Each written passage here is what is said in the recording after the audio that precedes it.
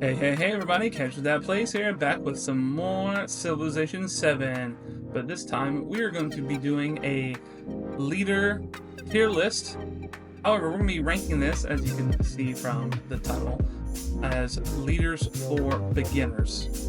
And so, right over here, I love a little sticky note. We have our justification, our judging criteria, because it is the main thing overall is playability for beginners. And so we're going to just highlight these four things that play into that of how I'm going to be ranking each leader for beginners. Now, if you've been playing Civ a while, or especially if you've been playing on Sovereign or Deity or with mods, make it even harder, whatever it may be, may not be for you. You might find something you found useful, but this is mainly for those that are new to the game, learn the game, trying to get better at the game, fall under that somehow, some way. This is for you. So our main things that we're going to judge for playability for beginners is just simply how easy is to use the abilities, right? Like how hard or how easy is it to take advantage of the leader's attributes, their abilities, whatever it may be. Do you have to have some special combination that's really super niche that it's going to be hard to do, re-rolling a bunch of times, or is it going to work most of the time? That's what we're looking at. Just generally, what's going to be easy to get every time without trying much because you're learning the game. Similarly, flexibility in civ choices. They don't necessarily have to stick with their quote unquote historical or geographical choice, but how well do they pair with other civs, flexibility, and then that goes into the third criteria is flexibility in winning conditions, or some of them like, hey, if you don't do this one particular win condition, legacy path, then it's going to be extremely difficult. Or some of them may make any of them relatively easy. Of course, your playstyle will affect this because you can really win any legacy path, any victory condition with any leader. But as you're beginning to learn, you may not know how to do that. So we're gonna judge for beginners based on that. And then last but not least is little to no mementos used. And I say this because once you've played for a few hundred hours, you've got everybody, all the different leaders ranked, level 4 or 5 up to 10. You're gonna have a bunch of mementos that you can choose from and can change the game and can really help make somebody, shore up a weakness or make something they're really good at even better. But again, as this is geared towards beginners, we're going to assume that you have little or no mementos saved up. Maybe a few of them that you get early on, like the attribute point ones or Imago Mundi with extra vision on scouts, but nothing super game breaking like some of the people's like level 9, level 10 mementos. So that's how we're going to judge him. I'm going to keep that right here so you can see, and we're just going to go A down to X. And I have pulled up the Civipedia over here where we're going to read who they are, what their ability is, and then their attributes of what are they going to do. What are they kind of best at if it's not already apparent by their ability. So, of course, first up, we have Ada Lovelace. So, she has Enchantress of Numbers. Cities get 2 science per age when completing a civic mastery. So that means Antiquity Age, when you get your mastery that unlocks the Gate of All Nations, that's +2. Now, when you do the same thing in the Exploration Age, that's +4, and then +6 in the Modern Age. So you see, she scales up pretty good. And then, so then it resets. So all those bonuses go away at the start of each age. But then you get culture equal to 50% of your total science per turn when you complete a tech mastery. So you can see how working into her attributes, she's cultural and science, how one plays with the other. So if you have a cultural start, it's going to help keep your science going. If you have a science start, it's going to help keep your culture going. And so the way I see Ada, I mean, she's really easy to use the abilities. Like you just play the game and it happens. She's really good at a lot of the civs. Uh, her weakness is in the flexibility of the win conditions. I would say unless you're pretty good and you know what you're doing, and you're paired with a civ that is good at war, it's gonna be hard to actually do the win condition of the military folks. Now you'll naturally get the legacy pass a few points along the way just from having cities and expanding and then going to distant lands and everything, but it's gonna be really hard actually force her into the military victory. And then little to no mementos. She's pretty good just as is. She gets really powerful when you do add mementos and when you learn to focus and do some cool things. They just nerf Maya into the ground, but she used to be super strong with Maya. I actually have a playthrough individual and then a mega cut on the channel that you can go check out of Maya. It's not the best Maya video out there, but it shows you Ada was pretty busted with Maya, but she's still pretty good nowadays. My favorite is to pair her with Mississippi to grow large and do the same thing you do with Maya. Anyways, moving right along, I'm going to put her in A tier. I think she's really good. Just play the game and you get to do that, And I'm going to save S tier for the like, man, you play this and you're probably going to win every game. The reason Ada's not up there is because she lacks some production abilities without mementos and some diplomatic things, different things that can help get you going, get you ahead, regardless of what level of difficulty you play on. Now next, we have Amina. So she is the warrior, the queen of Zazu, gets +1 resource capacity in cities, +1 gold per age for each resource assigned to cities, +5 combat strength on all units in plains and deserts. Now, how easy to use the abilities?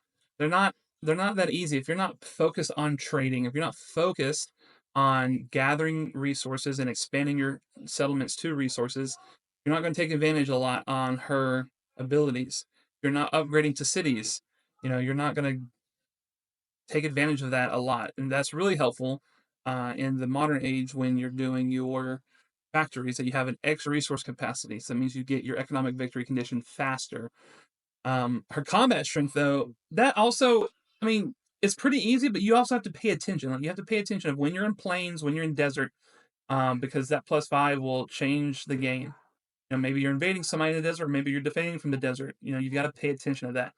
So her abilities, while pretty straightforward, you've got to really pay attention to what you're doing. Flexibility with civ choices, she's really flexible. She can go with, quite a few different civs, especially those that are focused on diplomacy, expansion, economic, military. All those are pretty good. But as far as win conditions, she is really hard stuck to me on economic and military. But the military one is not as great as the economic one because, again, she gets those bonuses for plains and deserts. So you really have to know how to play around her.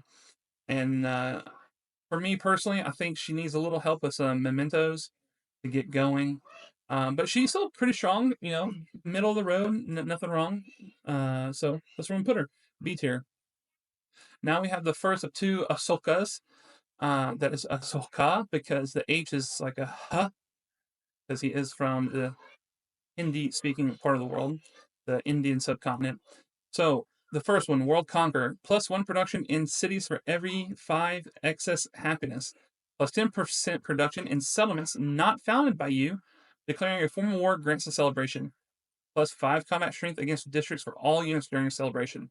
Okay, so how easy to use the abilities? I mean, for the most part, it's really easy to use, right? Like, you get happiness from buildings, from different things you research, whatever. Resources, that's pretty easy. Go for resources with happiness. Make sure you have happiness buildings with the highest adjacencies possible. Pretty easy. Then as far as production and settlements not founded by you, that's also pretty easy because when you declare war, you get a celebration automatically that lets you boost your government more than every time you get a celebration, you get another policy slot, and then you also get 5 combat strength against districts for all units during a celebration. So if you set it up right and you rush, you're gonna knock down cities after cities. So I mean, it's pretty easy. War, especially on the lower difficulties, I find is really easy. So that will help you as a beginner. As you progress with the difficulty, the AI starts getting bonuses to war that if you don't know what you're doing in war, it can really hurt you. Flexibility and winning conditions. Again, this guy he's pretty hard stuck military. I mean, he does have the production, but if you don't get the happiness, like it's situational. If you don't get the happiness to help with the production, you don't win and take over some settlements that you didn't found to get that extra production. You're not you're not really doing anything. Like, you lose over half of his abilities, so that's not really good. And then again, with little to no mementos, I think he needs some help. for beginners with mementos, especially in the production or the science or the culture aspect. And so for that, he's gonna be my first C tier. I think he can be challenging and situational. And so basically, the way that I'm going to be is most of these are going to be A, B, or C. A is like, hey, pick it almost every time, you'll be fine. B is, it's pretty good, middle of the road, nothing special. C is like, you need to know what you're doing, or go ahead and go into the game with a focus. D is like, man, don't play it until you've played a while. And S is, you pick this person, automatic win. And there's a case to be made for Ada being S tier, but for now we're going to keep her in A tier. Next up is Ashoka, the World Renouncer. +1 food in cities for every 5 excess happiness, so similar to World Conqueror. 10% food in all settlements during a celebration, so don't have to conquer anybody. And then all buildings gain a +1 happiness adjacency. I can't speak, for all improvements. So where this leads Ahsoka, the World Renouncer, to me, this guy, he might be the first A tier. Now he is diplomatic and expansionist. I'm not sure they said diplomatic, but food. While people usually don't like food, um, because it doesn't scale well in the late game. In the beginning, when you're just getting started, food is killers. That's why I really like Mississippi, because their food bonus is great.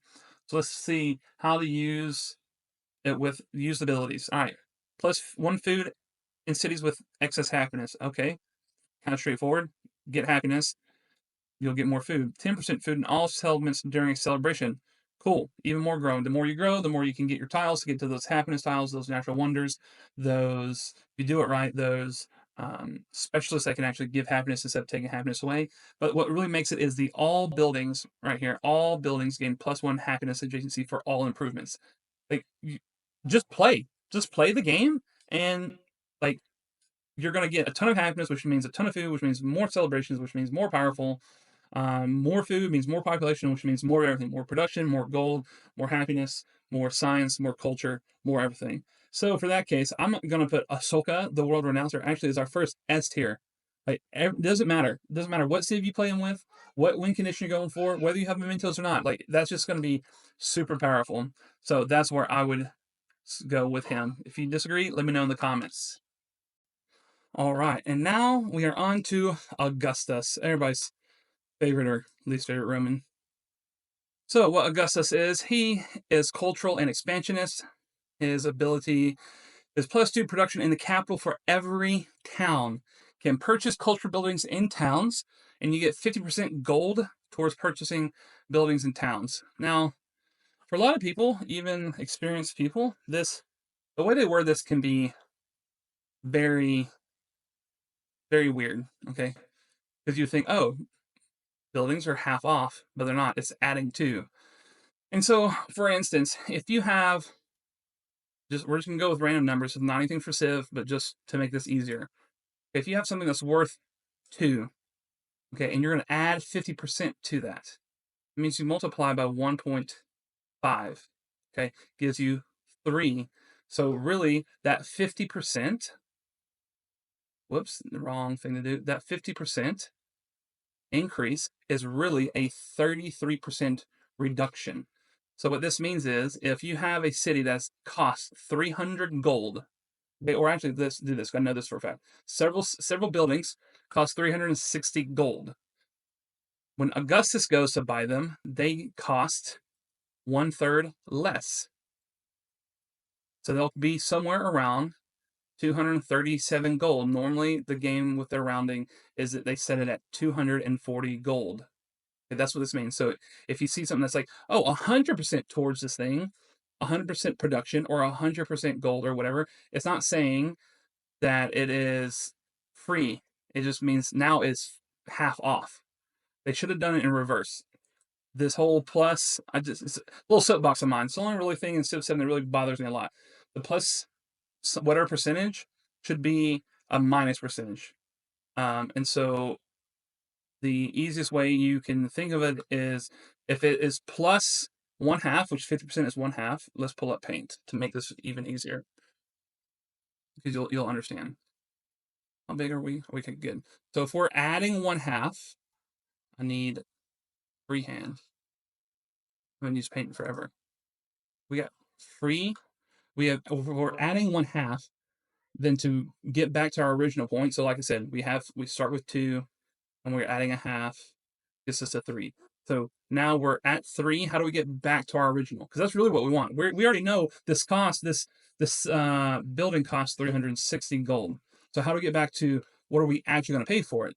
Because the plus 50 doesn't make sense. Like it's already 360. What plus 50? Wait, is it more expensive now? No, no, no. They do it backwards. So to go back, you have to increase your denominator by 1 to go backwards. So if you go up by 1/2, this is going up. You then go down by 1/3. That's how it happens. You can check it out. So if you have something that says, um,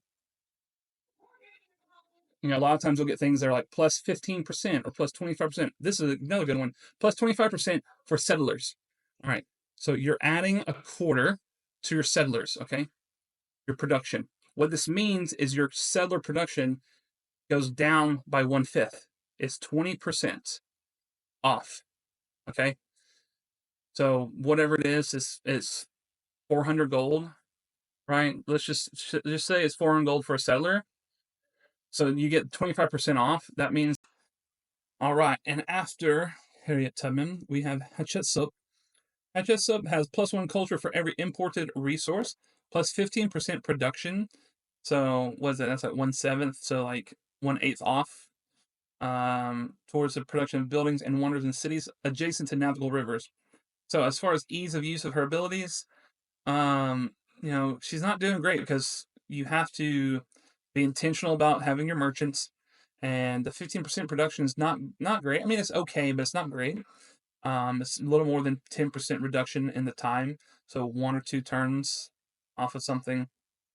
But it has to be near a navigable river, which you may or may not have, depending on your civ. That is one of the exceptions of when the spawn biases come in. She's going to need some more help with the civs, and her win condition, though. I feel like she's got several options. I mean, she's listed cultural economic. I feel that's pretty good. That's probably her 2 best ones, and they're relatively easy for her to get compared to some of the others. And she really doesn't need a whole lot of help from mementos to be good. Plus, I just like Egypt, so I'll put her run the mill. She's just okay. Next is Himiko, the High Shaman. So she gets +2 happiness per age on happiness buildings. And there's like 3 happiness buildings per city, so that's 6 happiness per city in the first age alone. Then it goes up from there. 20% culture, but you get -10% science. And then these effects are doubled during a celebration. Not sure how they put her diplomatic, but she is pretty good. The use of her civ abilities, super easy. Just play the game and it happens, right? Flexibility and civ choices. She works with pretty much every civ in the game. Some of them are gonna be stronger than others, obviously, but she's pretty good on civ choices, flexibility, and winning conditions. That's where she's a little ding because that -10% on science is gonna hurt her there unless she's really trying for it. But she can do well with economic, with cultural, even with military if you do things right, because that happiness is going to help in wars and not have war weariness that's going to slow your empire down. And she's really good with little to no mementos. I like her in more cases than these guys, so I'm gonna put her in A tier. Now her other version, Himiko, the Queen of Wa. Gain a unique endeavor, the Friend of Way, which can be performed in an alliance to grant you and your ally plus 25% science. Can support endeavors for free. Super awesome. Plus 4 science per age for every leader you're friendly or helpful with. So, what that means is if you play on a larger map with more leaders, she's going to be a scientific powerhouse. Um, as far as diplomatic, you're not going to be wasting points. Every time somebody throws up, hey, you both can have +3 combat strength, or you both can have +6 happiness, or +6 culture, or +6 science, or whatever. Like that's going to be like super helpful to be able to support those for free. What keeps her from maybe going S tier, in my opinion, is the getting an ally, because sometimes certain of these other people, based on their agendas, it can really really make it difficult for you to get alliances. Um, Now that's offset by always supporting endeavors, but I've had games where, and this may just be on the upper difficulties, so prepare yourself as you move up. But I've supported every endeavor, and then after 5 endeavors, they just denounce me and do whatever, and immediately go to war with me as soon as they can. So that's kind of hit and miss right now. But as long as they're friendly or helpful, you get a bunch of science for each leader. So super easy to work with her abilities. Her Civ, it doesn't really matter what Civ she's got. She's gonna be doing really good. Some better than others. Her win condition, because it is like full on science. Her win conditions suffer, but I mean science does open you up to really doing what you want. Um, Later in the game, once your production everything's caught up, and you have the best military in the game. So I think, and then she definitely doesn't need any mementos. She's just great as is. I think I'll put her with her other counterpart in A tier. She's really good in my opinion. Next up is good old Ibn Battuta. So he gains multiple attribute points after the first civic in every age. Increase sight for all units. Gain a unique endeavor called Trade Maps that lets you gradually see other leaders' explored areas. Now he's very interesting. Um, the attribute points is really helpful because it's like having those memento slots, but you get them after first civic in every age. So they come through as wild card points, so you can use them how you wish. Which means winning conditions are really good because he can really spec into whatever he wants, depending on what the game you're having, and that's super helpful. He can go with any Civ, super helpful because all the units get extra sight, which means you can explore faster, you can edge people out if you're fighting, you can do all kinds of things with more sight. It's underrated. Just don't let that sight fool you.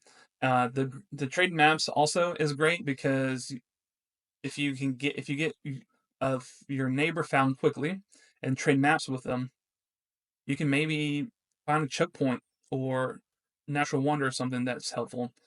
Um, but as far as using the abilities, like his abilities are great, but as far as using them, um, those attribute points, you really gotta know what you're doing. So I think that kind of lowers him down. But his flexibility for Civ and winning conditions are really great. And then I think he has some ability where you can buy wonders or buy the win condition if you have enough gold. There's something I saw about that. It's been a while since I've played him. So those all keep him up higher. I think he needs a little bit of help from mementos, otherwise he might be even higher. Um, so I'm gonna just stick him middle of the road, just because some aspects of him are difficult to work with. Now Isabella, everybody's favorite Spaniard.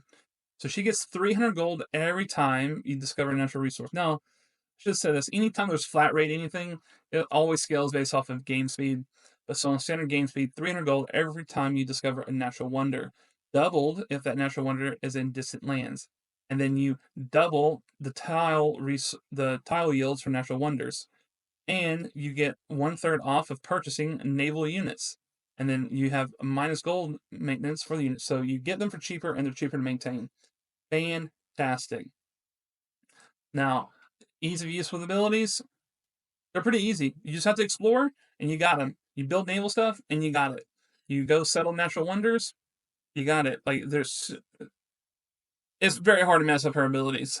Flexibility with civs, I mean, she's good with any civ. The gold, every time, because that gold can quickly just get you going if you need to get your cities and production up and going. 300 gold, it's almost a building. Um, then if you need some naval units for defense or for exploration, like that's just so fast, so easy. I mean, especially once you're in the distance lanes, you get 600 gold. That's 600 gold is at least one naval unit, if not more. Uh, so civs, work with all win conditions, and doesn't really need any mementos. There's a few that you get once you get a little bit down the line, where you can start finding natural wonders faster to get more gold or get more gold per natural wonder. But you don't really need anything with her. So I'm gonna put her in A tier. She's just great. She is fantastic. Now moving on to Jose Rizal. When gaining rewards from a narrative event, you get extra culture and gold per age. Fantastic. Increased celebration, duration, and happiness towards celebrations. That is fantastic also. And then, so he has extra narrative events. So Jose is just a cultural and building king. He is fantastic. It's very easy to use his abilities, get scouts, go find goody huts. Those are narrative events, so you get more there. He already gets extra by himself. He works with any civ. That gold and culture per age is going to be, and celebrations going to be super awesome with any civ. And then his win condition. His win condition really, you might think it might be only culture, but he can do anything because the culture and the gold just and happiness unlocks him to be able to do whatever he wants. I do think though in the beginning it's hard to get going. You need a little bit of production help or expansion help. So I think that's going to keep him a little bit down because I think these other ones they don't really need any. The difference between him and these ladies, he needs memento help. They don't need memento help. So I'm gonna keep him at B tier. He's pretty good. Lafayette. So Lafayette, he is cultural and diplomatic. He gains a unique endeavor, reform, which grants an additional social policy slot. Super powerful. So we're starting at this here. That's so good. Supporting this endeavor also grants the other leader an additional social policy slot. So that's really nice. If you're playing with Lafayette, make sure you're nice to him. He's going to help you out. +1 combat strength for every tradition, but not policy, slotted in the government. That's really powerful. +1 culture and happiness per age in settlements, doubled in distant lands. So, have a few cities in antiquity and then put all the other ones as fast as possible over on the other side. It's just going to be pretty good. So the ease of use of his abilities, I mean, super easy. Don't have to do anything. They're really good. Flexibility and civ choices. I feel like some of the civ choices out there may not work well with him, especially if you go with Mongolia that wants to not go to distance lands. So that's going to drop him down. Um, and so then for win conditions, I mean, really he can do all of them, but not all of them. I think he's great at. He's okay at most of them, and then he's good at the military just because of extra combat strength. So I think anything beyond that, he would need memento help, and as such, I'll put him in B tier. So next is Machiavelli. Oh, Machiavelli gains 3 influence per age. Gain 50 gold per age when your diplomatic action proposals are accepted, or 100 when they're rejected. Ignore relationship requirements for declaring formal wars. You can levy military units from city-states you are not suzerain of. He's diplomatic economic gameplay, but you can make an argument that he also does military fairly well. So influence is going to be really good, really helpful for anything you're trying to do, especially get the independent people to become city-states. That's my preferred way of playing. Super powerful. I like the either or for accepted or rejected. If you're planning on war, it doesn't matter that people hate you. If they get too close to you, whatever, you get more gold. But also, if you want to play friendly, you can get gold that way too. Again, if you just want to really make people mad, you just go to war no matter what, and you don't have the penalties for that. So that's pretty lovely. You can stab your friends in the back pretty quick with him. And then the military units from city-states you're not certain of. That can be handy in a pinch, depending on how your war is going. But for beginners at early levels of difficulty, that shouldn't be too hard, unless you just want to levy everything to say you did it or to help you win faster. That's also legitimate use. So let's look at the criteria. How easy is it to use his abilities? I mean, pretty easy. They just kind of happen automatically, except for levying the military units, and that's kind of case by case. And then you can ignore the relationships, so that's pretty good. Flexibility with civ choices. I mean, really, he looks like he can go with anybody. If you want military domination, he can do that fairly easily. You want to do diplomatic stuff, you can do diplomatic. You can use economic to scale into either science or culture. So I'm really talking about both the Civ and the winning conditions. He can do either one, or not just either one, any of them. And he really doesn't need mementos, but when you start adding them, they just soup him up, make him even more powerful. Um, I mean, he does take some work. He's not like overpowered, in my opinion. So we're gonna put him in A tier for now. Next up is our one of two Napoleon. Ha ha ha. So Emperor de France. He gets a unique, so this is Napoleon the Emperor. He gets a unique sanction, the Continental System, which reduces the trade route limit of the targeted leader to all other leaders by one.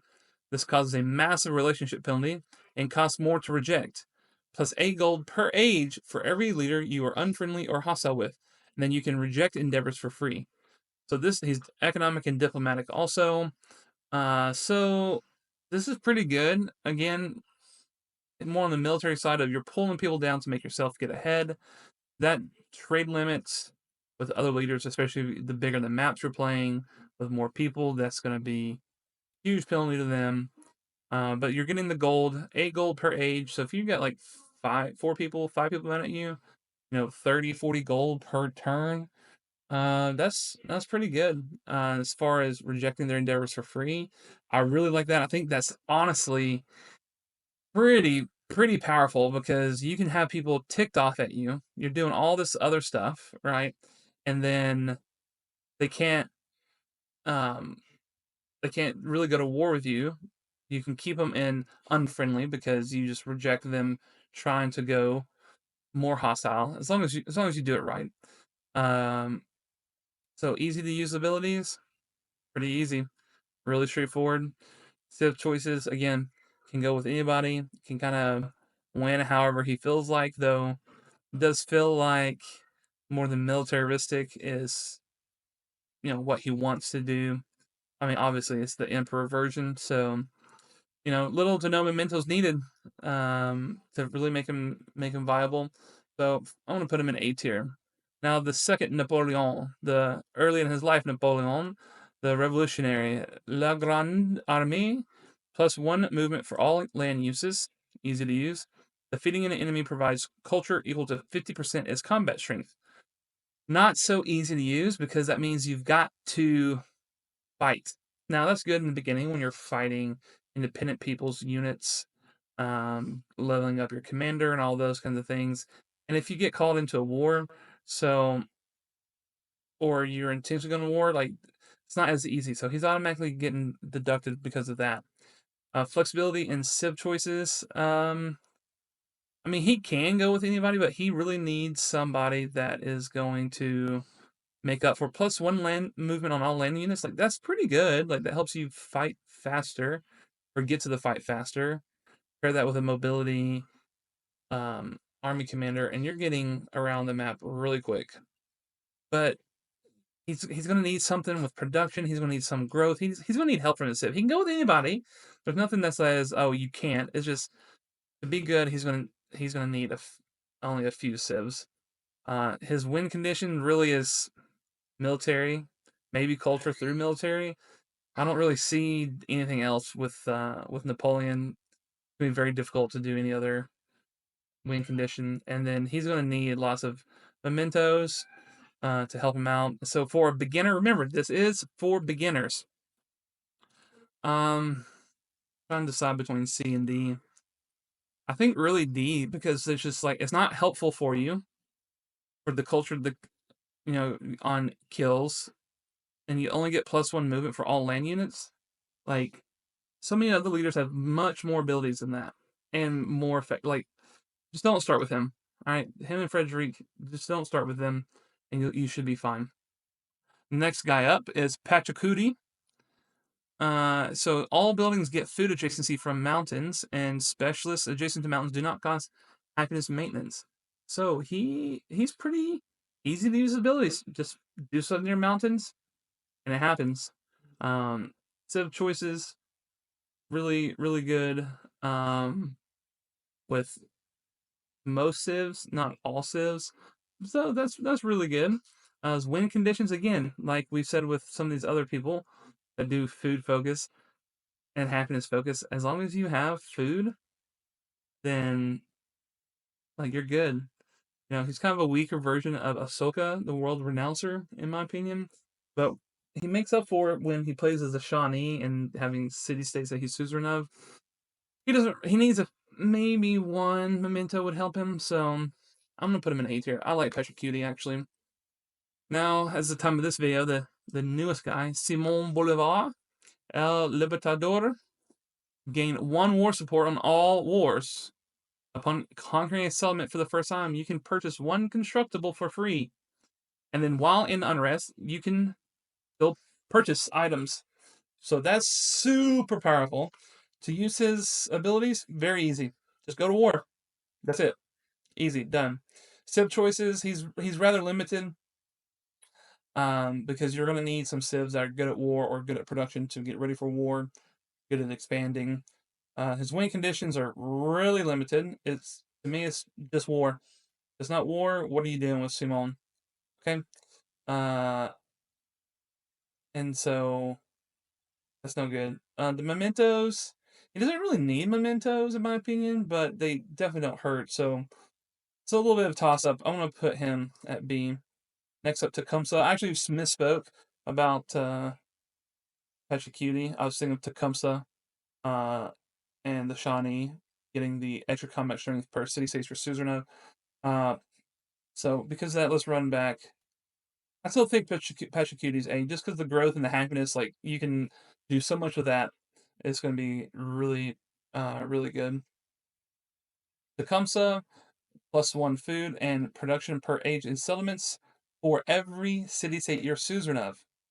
+1 combat strength for all your units, every unit for every city state you're suzerain of. So this is pretty easy. Suz a bunch of people and get a bunch of bonuses. Super, super powerful. Um, it's really, really good. So easy to use abilities, flexibility and skill choices. I mean, with food and production, you can do anything you want. Same for win conditions, you can do whatever you want. I mean, he's definitely geared towards more military victory, but you could even just use that for defense and just build really tall and people won't come after you. Just kill, just dead. Um, then he doesn't really need any mementos. I think he's, to me, Tecumseh's S tier. S tier for sure. Now we have a Trung. Trung's ability is +3 promotions on your first army commander. Your commanders gain 20% experience, so 1/6 faster. 10% science in cities on tropical tiles. This bonus is doubled during any formal war you declare. So, ease of use of abilities, really easy. He's straightforward. Army commander, promotions, other army commanders experience. Settle in tropical, you get extra science, and then when you make sure you declare the war, not have it declared on you. As far as civ choices, she's really good at a lot of civs. Um, there's only a few that I would probably not want to play her with, but the the problem is her win condition. She really is, shoehorned into military or science, depending on the map and how you spawn and all that.